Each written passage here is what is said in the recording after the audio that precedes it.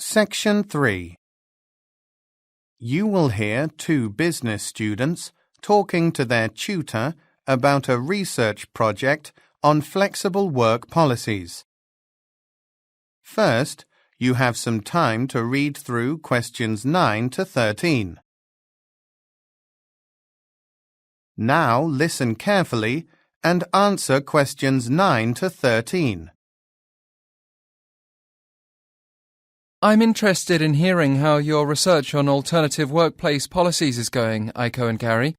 The last time we talked, you said you were going to focus on flex place and flex time? Yes, that's right. So, what progress have you made?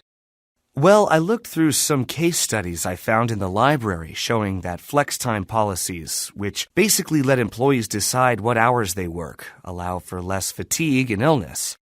In addition, motivation among company workers was increased, and people were more enthusiastic about their work. What conclusion did the studies reach? It seems flex time is really great for employees, actually. They can adapt their work hours to public transportation schedules and road traffic, and even more importantly, they have opportunities to spend more time with their children. So, their work-life balance is greatly improved. I've discovered that, with flex time, parents don't have to give up their jobs to raise their kids. This has been a great advantage for mothers and fathers with very young children. That's all good. You should research more about how flex time has benefited employers, since the project must cover that as well. I think you have enough material on employees' viewpoints. Could you add some details about that to your analysis? Absolutely. And I'll read through some other studies I found proving that flex time employees make fewer errors and are more effective. Great. Now, Aiko, to come back to you, have you found any similar results with regard to flex place? Well, there aren't as many case studies available about flex place, and it's a more recent phenomenon. I thought flex place would be inconvenient for workers, but I found out that increases in both wireless internet access and laptop affordability have made working from different locations more practical. Sure, but I want you to look a bit more deeply into FlexPlace than that. I know there are several companies in London offering FlexPlace programs.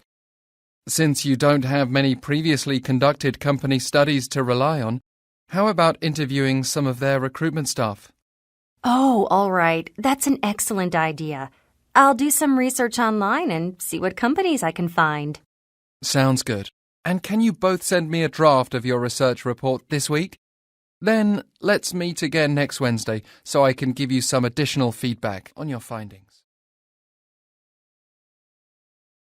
You now have 15 seconds to check your answers. Section 4. You will hear a talk given by a professor about the history of mines in Australia. First, you have some time to read through questions 14 to 19. Now listen carefully and answer questions 14 to 19. Today, I'd like to explore a topic that is of increasing importance to the economy here in Australia: mining. I'll start by getting into how mining developed and look at how it's progressed into the multi-billion-dollar industry it is now.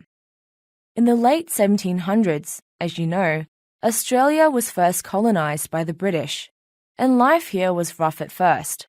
There was no industry on the continent and very little in the way of agricultural production.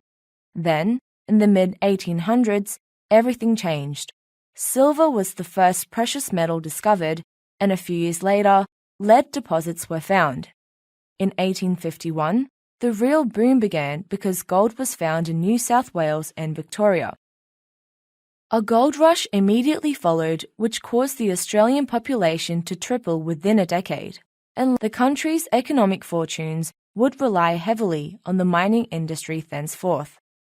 The mining boom of the 1900s, the one we're still currently experiencing, is a direct result of exploration in the Pilbara, a region in Western Australia. The resources in that area were first accessed by pioneering businessman Lang Hancock during the early 1950s. Hancock founded a company named Hancock Prospecting, which is now one of the major mining corporations in the Pilbara. The main resource companies were mining in Pilbara was iron ore, and that's significant because that iron ore was used in the production of steel, which is important for buildings, cars, roads, railways, and ships. At first, the vast majority of Australia's iron exports went to the West. But in the 1990s, there was a shift in international trade. China began opening up its economy and becoming more capitalist, and its rapid industrial and manufacturing growth has created a huge demand for raw materials like iron. From the early 2000s onwards, it became the biggest importer of Australian iron in the world. In fact, over the first 10 years of the millennium, China's demand grew so much that 70% of Australia's iron ore is now sent there.